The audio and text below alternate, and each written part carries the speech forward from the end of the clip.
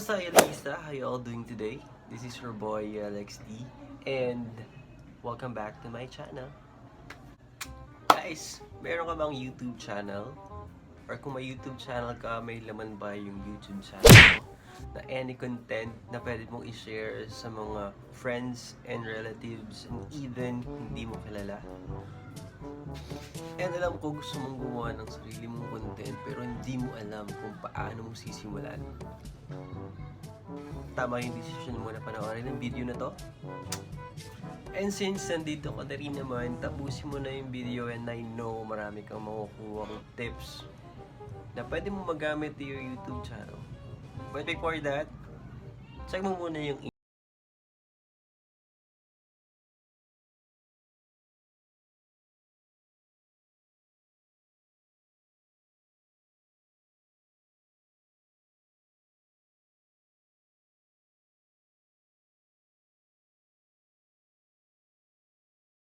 And going back to this video, and for this video, it's all about the content structure.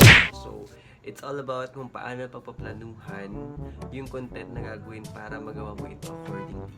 So, kung sa math, meron tinatawag na formula. Siyempre, meron din dito sa kung paano tayo gagawa ng content na pwede natin ilagay sa YouTube. It's very important to make a plan before pressing the record button. Kung hindi tayo magpaplano, iba-ibang idea yung lalabas at parang may iba at mawawala na sa goal yung content natin. Hindi na rin maiiwasan, naisipin yung susunod na sasabihin. Kaya minsan, nalilimutan natin yung sasabihin natin. Kaya, yun na lang yung masasabi natin the whole content. Because hindi tayo nagplano. Sa unang 15 segundo ng video mo, nakasalalay ang desisyon ng viewers mo kung panonoorin ka niya or itutuloy niya yung panonood sa channel mo. Kaya doon pa lang, magpakitang gilas ka na. Unang-una sa formula natin yung hook. H-O-O-K.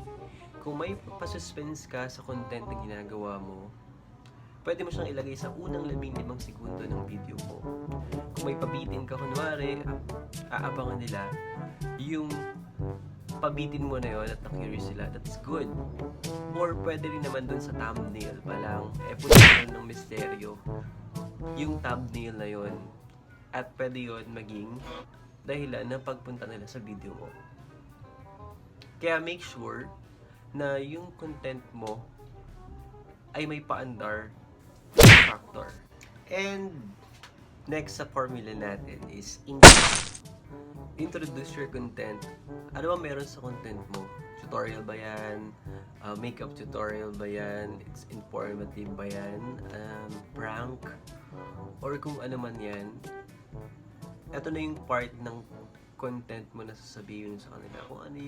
Kung ano at tungkol, ano ba yung makukuha nila doon sa content mo. Or doon sa video na ginagawa mo. And syempre yung content. This is a part of your video. Dito mo ilalagay yung discussion, kung anong goal yung gusto mong gawin or gusto mong i-share doon sa mga viewers mo. So make sure na yung video mo is worth to watch because it's your passion. It's very awkward naman siguro na gagawa ka ng video na wala sa craft mo kasi mararamdaman yun ng viewers or yung mga manonood sa'yo, viewers. At baka mga tingin daliri nila at pindot na lamang yung next video. Sayang naman. And lastly, the call and action. This is the ending part of your video. And since sumabot sila doon sa part na yon, take that opportunity para pasalamatan sila watching your video. At kung nagustuhan nila yung video na yon, please tell them to like your video. Comment down their insights about your video and click the notification bell. Invite them and see them for your next vlog. And that's how the formula goes for making a content. HICC, para madaling tandaan. The hook, intro, content, and call and action.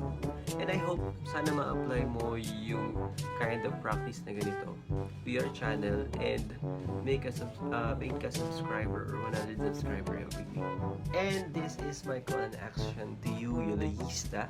If you like this video, just click the notification bell, subscribe button, like my video, and see you on my next vlog. Bye-bye!